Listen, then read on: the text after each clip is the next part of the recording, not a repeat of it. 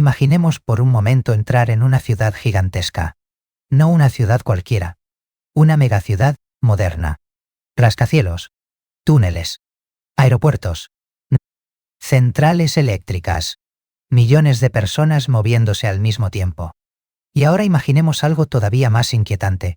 Que toda esa ciudad fue construida sin urbanistas, sin arquitectos, sin normas, sin planificación. Cada edificio se levantó porque alguien necesitaba sacar una feature rápido. Cada carretera apareció como un parche. Cada puente se improvisó durante una crisis. Y cada barrio nuevo se añadió deprisa porque había presión de negocio. Bueno, eso es exactamente cómo se construyen la mayoría de sistemas software modernos. Y esa es precisamente la razón por la que existe la arquitectura de software.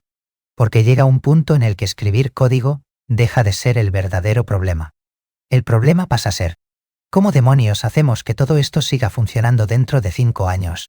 Hoy, vamos a sumergirnos en uno de los libros más importantes para entender esa pregunta. Fundamentals of Software Architecture, de Mark Richards y Neil Ford. Un libro que intenta responder algo mucho más profundo de lo que parece. ¿Qué significa realmente diseñar software? Porque la mayoría de desarrolladores aprenden frameworks, aprenden APIs, aprenden librerías, pero muy pocos aprenden a pensar arquitectónicamente. Y la diferencia entre ambas cosas es gigantesca. Porque programar consiste en resolver problemas locales, pero la arquitectura consiste en gestionar complejidad a escala, durante años, bajo presión, con equipos humanos imperfectos y con requisitos que cambian constantemente. Y quizá lo más fascinante del libro es que desmonta una idea peligrosísima que existe en la industria. La idea de que la arquitectura es una especie de documento estático, un diagrama bonito, un PDF, una reunión. No, la arquitectura es una serie continua de decisiones, y cada decisión crea restricciones, costes ventajas, consecuencias. Es ingeniería de compromisos. Así que hoy vamos a recorrer cómo piensan los arquitectos de software. ¿Por qué modularidad no significa simplemente separar carpetas? ¿Por qué los microservicios no son magia? ¿Cómo medir la calidad de una arquitectura? ¿Y por qué la mayoría de sistemas terminan convirtiéndose en monstruos imposibles de mantener? Bienvenidos a El Despliegue. El problema real del software. Hay una frase brutal en el libro. La arquitectura es aquello que resulta difícil cambiar más adelante. Y parece simple, pero encierra una verdad enorme. Porque el problema real del software no es hacerlo funcionar hoy. El problema es que siga funcionando después de 10 cambios de negocio, 5 equipos distintos, 3 reescrituras parciales, 2 crisis de escalabilidad y cientos de miles de líneas de código nuevas. La mayoría de aplicaciones pequeñas parecen fáciles. Una API, una base de datos, un frontend, todo relativamente limpio, un toporecal. Pero entonces llega el crecimiento. Más usuarios, más funcionalidades, más integraciones, más desarrolladores, más urgencias, y de repente, el sistema empieza a deformarse. Cada cambio tarda más. Cada despliegue da miedo. Cada dependencia se vuelve peligrosa. Y aparece uno de los conceptos más importantes del libro. La erosión arquitectónica,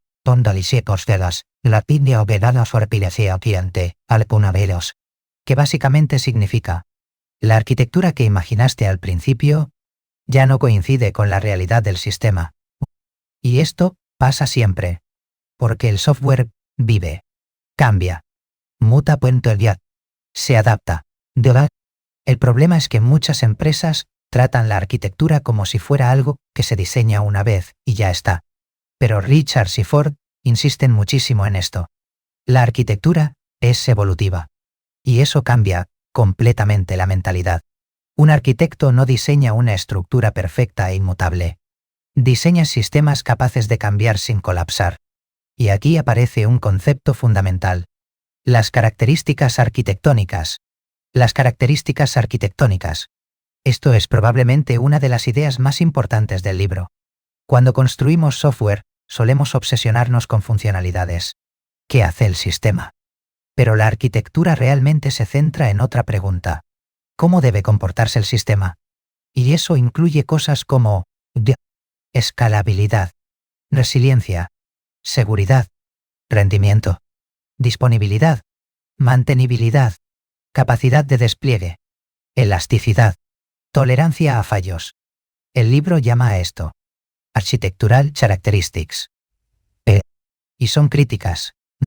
Porque dos sistemas pueden tener exactamente las mismas funcionalidades, pero arquitecturas radicalmente distintas. Piensa, por ejemplo, en un banco. La funcionalidad básica es simple. Consultar saldo. Hacer transferencias. Guardar movimientos. Pero las características arquitectónicas son extremas. Necesitas consistencia, seguridad, auditoría, disponibilidad, trazabilidad, fiabilidad. Ahora piensa en Netflix. Las funcionalidades tampoco son tan complejas conceptualmente. Buscar películas, reproducir vídeo, guardar recomendaciones. Pero sus prioridades arquitectónicas son distintas. Netflix sacrifica consistencia si hace falta, pero jamás puede sacrificar disponibilidad. Y aquí el libro hace una distinción brillante. No existe una arquitectura universalmente correcta. Toda arquitectura es una optimización para determinados objetivos. Cada decisión favorece algo y perjudica otra cosa. Y eso es importantísimo. Porque la industria vende constantemente modas arquitectónicas. Microservicios, serverless, event sourcing, CQRS, Kubernetes. Como si fueran soluciones mágicas. Pero el libro insiste. La arquitectura correcta depende de las características arquitectónicas que priorizas. No existe una bala de plata. No. Pensamiento arquitectónico. Aquí llegamos al núcleo filosófico del libro. ¿Qué significa pensar como arquitecto? Porque mucha gente imagina al arquitecto software como una especie de gurú técnico. Alguien que sabe muchísimo. Pero Richards y Ford lo plantean de otra manera. La habilidad principal de un arquitecto no es saber más tecnología. Es entender trade-offs, compromisos. Porque en arquitectura no existen decisiones perfectas, solo decisiones con consecuencias. Por ejemplo, ¿quieres microservicios? Perfecto. Ganas. Independencia. Escalabilidad. Despliegues separados. Autonomía de equipos. Pero pierdes. Simplicidad. Consistencia. Observabilidad. Facilidad de depuración. Ahora tienes redes. Latencia. Problemas distribuidos. Versionado. Fallos parciales. La complejidad se desplaza. Nunca desaparece. Y esto conecta con una idea fascinante del libro. La arquitectura no elimina complejidad. La redistribuye. Es brutal. Porque desmonta completamente la fantasía tecnológica moderna. Cada vez que alguien dice, esta nueva arquitectura simplifica todo, normalmente lo que está ocurriendo es, la complejidad simplemente ha cambiado de sitio. Y aquí aparece otra idea importantísima. Las decisiones arquitectónicas deberían retrasarse todo lo posible. Eso parece contraintuitivo. Pensamos que un arquitecto debe decidir todo al principio. Pero el libro argumenta exactamente lo contrario. Las decisiones prematuras son peligrosas. Porque haces apuestas sobre el futuro con información incompleta. Y muchas veces esas apuestas se convierten en cárceles técnicas. Así que una buena arquitectura no es rígida. Es adaptable. Flexible. Preparada para evolucionar. Modularidad. Aquí entramos en uno de los temas más incomprendidos del software. La modularidad. La mayoría de desarrolladores creen que modularidad significa tener carpetas organizadas. Pero el libro va muchísimo más allá. La modularidad es la capacidad de separar responsabilidades, minimizando acoplamiento. Y aquí aparecen dos conceptos clásicos pero fundamentales. Cohesión y acoplamiento. Cohesión. ¿Qué relacionadas están las cosas dentro de un módulo? Acoplamiento. ¿Cuánto dependen los módulos entre sí? Una arquitectura sana busca alta cohesión y bajo acoplamiento. Pero conseguir eso es muchísimo más difícil de lo que parece. Porque el enemigo silencioso del software es la dependencia implícita. Esos pequeños enlaces invisibles entre partes del sistema partonto. Nacionales sul solo conocerle partes del sistema. Una tabla compartida. Un evento mal definido. Un servicio que conoce demasiados detalles internos de otro. Putria. Y poco a poco, el sistema entero se convierte en una telaraña. El libro introduce una idea genial aquí. La modularidad no es algo binario. No existe modular o no modular. Existe un espectro continuo. Y además plantea algo muy importante. Muchos sistemas parecen desacoplados físicamente, pero están completamente acoplados conceptualmente. Esto es exactamente lo que pasa en muchísimos microservicios. Tienes 20 repositorios separados, 20 despliegues, 20 APIs. Pero cambiar una funcionalidad requiere tocar 15 servicios. Eso no es independencia. Es complejidad distribuida. Los estilos arquitectónicos. Aquí el libro hace un recorrido fascinante por distintos estilos arquitectónicos. Y lo interesante es que no los presenta como religiones. Los presenta como herramientas Mabaira del Ya. Los presenta como herramientas. Cada estilo tiene ventajas, limitaciones y escenarios donde funciona mejor. Arquitectura en capas. La clásica. Frontend. Backend. Base de datos. Súper simple. Súper entendible. Muy mantenible. Perfecta para muchísimas aplicaciones. Pero tiene un problema. Con el tiempo las capas empiezan a conocerse demasiado. Y aparece el acoplamiento. Modular monolith. Esta parte es especialmente interesante. Porque el libro defiende algo que hoy casi parece herético. Muchas empresas deberían seguir usando monolitos. Pero monolitos bien diseñados. No monstruos caóticos. Un modular monolith bien construido puede ser más simple, más barato, más rápido, más fácil de desplegar y más mantenible que una arquitectura distribuida enorme. Y esto es importantísimo. Porque durante años, la industria vendió microservicios como si fueran el destino inevitable de toda aplicación seria. Pero la realidad es mucho más compleja. Microservicios. El libro tiene una visión muy madura sobre ellos. Ni fanática, ni destructiva. Simplemente realista. Los microservicios resuelven problemas organizativos enormes. Permiten equipos independientes, despliegues autónomos, escalado separado, ownership claro, pero introducen costes gigantescos. Y aquí está la frase clave. Los microservicios convierten problemas de complejidad interna en problemas de complejidad distribuida. Ahora tienes redes, latencia, retries, observabilidad, tracing, service discovery, contratos, versionado, resiliencia. Es decir, el sistema deja de romperse dentro del proceso y empieza a romperse entre procesos. Event-driven architecture. Aquí el libro entra en uno de los paradigmas más modernos. Arquitecturas orientadas a eventos. En lugar de llamadas directas, los sistemas reaccionan a eventos. Pedido creado. Pago aprobado. Usuario registrado. Esto reduce muchísimo el acoplamiento. Pero introduce otro problema. La pérdida de visibilidad. Ahora el flujo del sistema es mucho más difícil de seguir. Y aparece un concepto brutal. La complejidad emergente. Sistemas donde nadie entiende completamente todas las interacciones, los datos y el poder. Hay una idea que atraviesa todo el libro. La arquitectura realmente gira alrededor del flujo de información, no del código. Los datos son el verdadero núcleo del sistema. ¿Quién los posee? ¿Quién los modifica? ¿Quién depende de ellos? Y esto es fascinante porque conecta directamente Con la evolución de Internet, durante décadas, diseñamos aplicaciones centradas en bases de datos compartidas. Todo hablaba con la misma fuente central, pero eso crea dependencia brutal.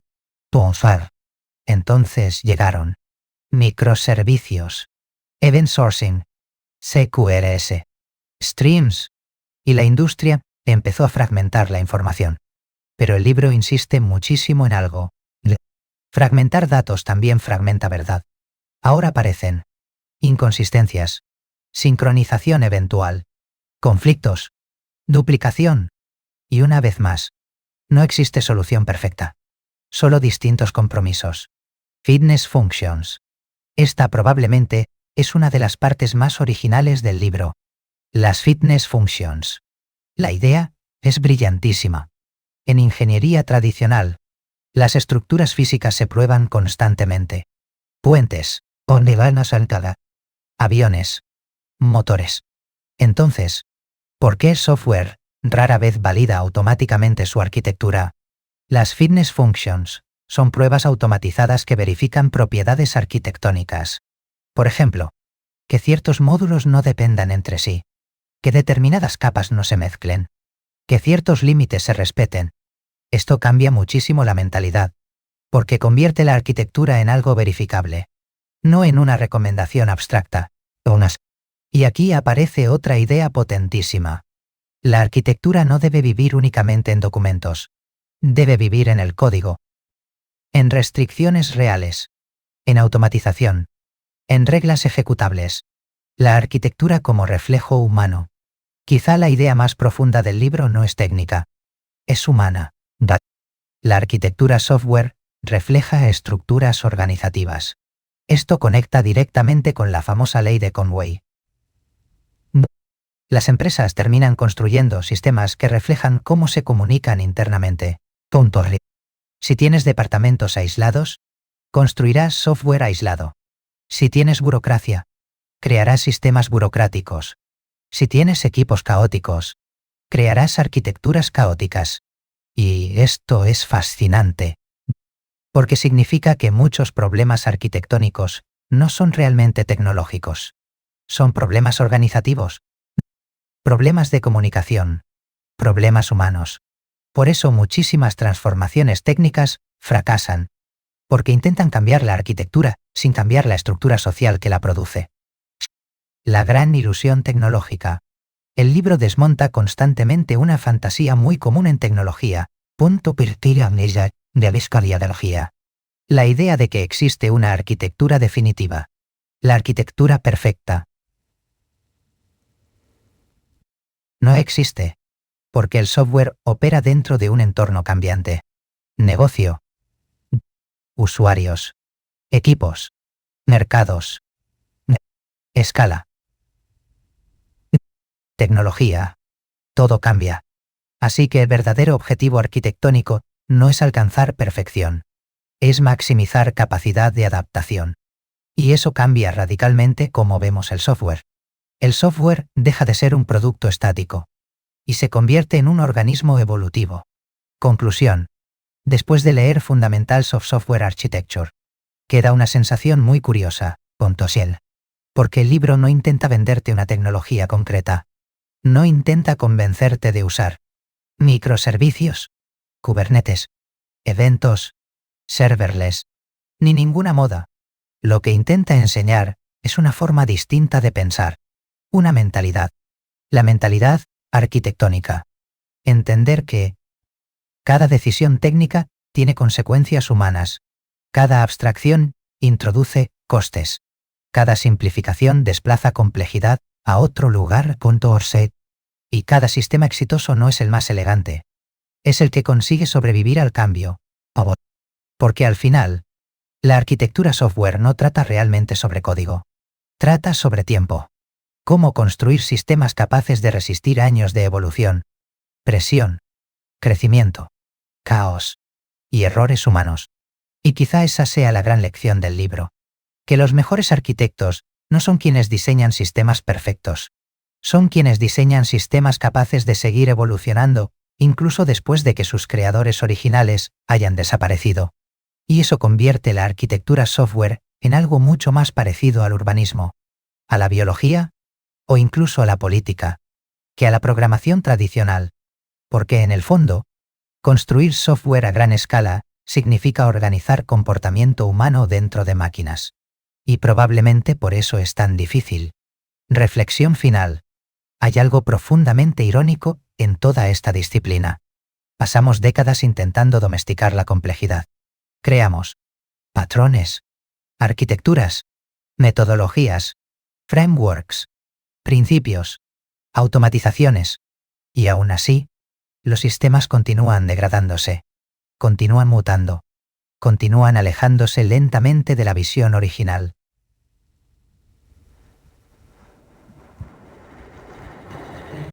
Y quizá eso ocurre porque el software moderno no se parece realmente a una máquina. Se parece muchísimo más a una ciudad viva. Las ciudades tampoco permanecen estáticas. Empiezan con un diseño limpio, un plano urbanístico racional, calles ordenadas, barrios definidos. Pero pasan los años. Aparecen excepciones. Parques improvisados. Carreteras nuevas. Edificios añadidos encima de otros. Infraestructuras parcheadas. Túneles antiguos reutilizados para cosas completamente distintas. Y de repente, la ciudad real ya no se parece al plano original, pero sigue funcionando. De forma imperfecta. Caótica. Humana. Exactamente igual que el software. Y quizá esa sea una de las ideas más importantes que deja este libro. La arquitectura no trata de imponer orden absoluto. Trata de crear suficiente estructura para que el caos no destruya el sistema. Porque el caos va a llegar. Siempre. Llegarán. Nuevos requisitos. Cambios de negocio. Errores humanos. Presión económica. Deuda técnica. Reorganizaciones. Adquisiciones. Nuevas tecnologías. Equipos distintos. Y aún así el sistema debe continuar evolucionando. Debe seguir respirando. Debe seguir funcionando. Eso cambia muchísimo la manera en que vemos el software. Porque muchas veces imaginamos el trabajo técnico como algo puramente lógico, matemático, determinista. Pero en realidad, la arquitectura software está profundamente conectada con psicología, sociología, economía, comunicación e incluso política. ¿Por qué? Porque construir software grande significa coordinar grupos humanos enormes alrededor de abstracciones compartidas. Y eso es extraordinariamente difícil. Por eso las mejores arquitecturas no son necesariamente las más sofisticadas. Muchas veces son las más comprensibles. Las que reducen fricción. Las que permiten que decenas o cientos de personas colaboren sin destruir accidentalmente el sistema. Y aquí aparece otra idea fascinante. La simplicidad no significa ausencia de complejidad. Significa complejidad bien organizada.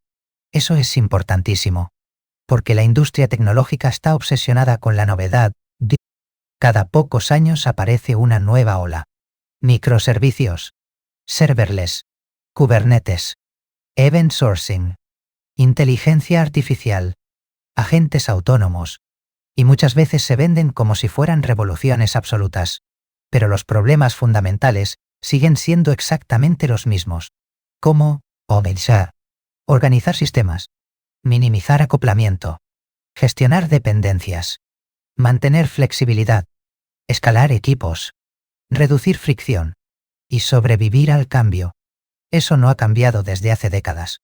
Y probablemente no cambie nunca. De hecho, una de las partes más maduras del libro es precisamente esa capacidad de resistir el fanatismo tecnológico. Richards y Ford no escriben como evangelistas. Escriben como ingenieros. Y un ingeniero serio sabe que toda solución tiene costes. Siempre puente la ansiedad. Un monolito tiene costes. Los microservicios tienen costes. Los eventos tienen costes. La sincronización tiene costes. La asincronía tiene costes. La simplicidad tiene límites. La flexibilidad tiene sobrecostes. Todo es una negociación constante. Y cuanto antes entiendes eso, mejor arquitecto te vuelves. Porque abandonas la búsqueda infantil de tecnologías mágicas y empiezas a pensar en sistemas reales, con restricciones reales, con presupuestos reales, con personas reales. Quizá por eso la arquitectura software madura se parece mucho a la ingeniería civil. Un puente no se diseña únicamente para verse bonito. Debe soportar peso, resistir viento, tolerar vibraciones, permitir mantenimiento, minimizar costes y seguir funcionando décadas después. Y lo interesante es que casi nadie piensa en el puente mientras cruza. Simplemente confían en él. Eso mismo ocurre con el software. Cuando una aplicación funciona bien, se vuelve invisible. Los usuarios jamás piensan en latencia, replicación, despliegues, observabilidad, balanceadores, pipelines, retries, circuit breakers, colas, consistencia. Simplemente esperan que todo funcione. Y precisamente, ahí aparece la paradoja de la arquitectura. Las mejores arquitecturas suelen ser invisibles. No llaman la atención. No generan drama. No aparecen en conferencias espectaculares. Simplemente permiten que el sistema continúe evolucionando silenciosamente durante años. Eso es muchísimo más difícil de conseguir de lo que parece. Porque la presión empresarial normalmente recompensa velocidad inmediata, peleanta, no sostenibilidad. Y aquí el libro deja una advertencia muy potente. Cada atajo arquitectónico es una deuda contra el futuro. A veces merece la pena asumirla. Claro que sí. Pero ignorarla es peligrosísimo. Porque la deuda técnica no desaparece. Se acumula silenciosamente. Y llega un momento donde el sistema entero empieza a comportarse como una ciudad imposible de mantener. Cada cambio rompe algo. Cada despliegue da miedo. Cada nueva funcionalidad cuesta el doble.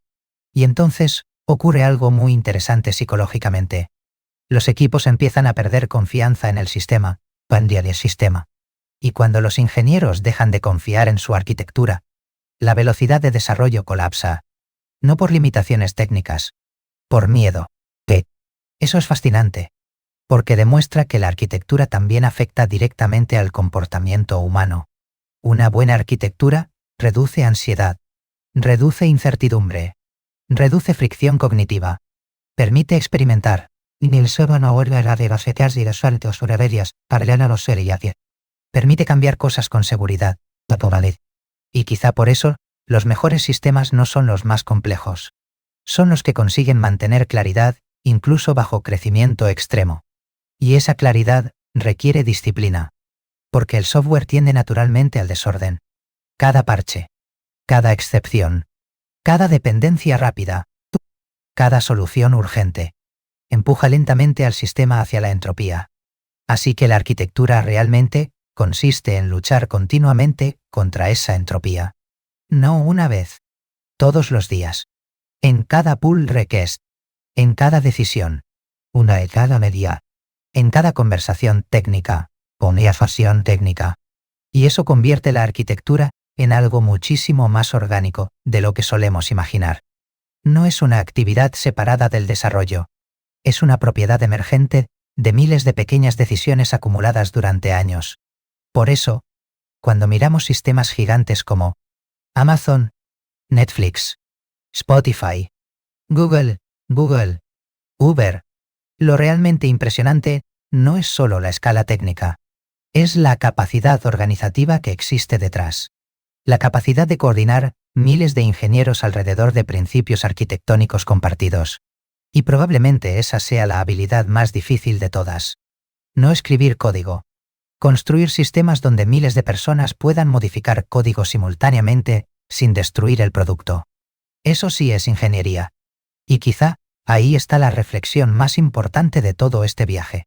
La arquitectura software no trata realmente sobre ordenadores. Trata sobre gestionar complejidad humana mediante abstracciones técnicas. Los servidores, las APIs, las bases de datos.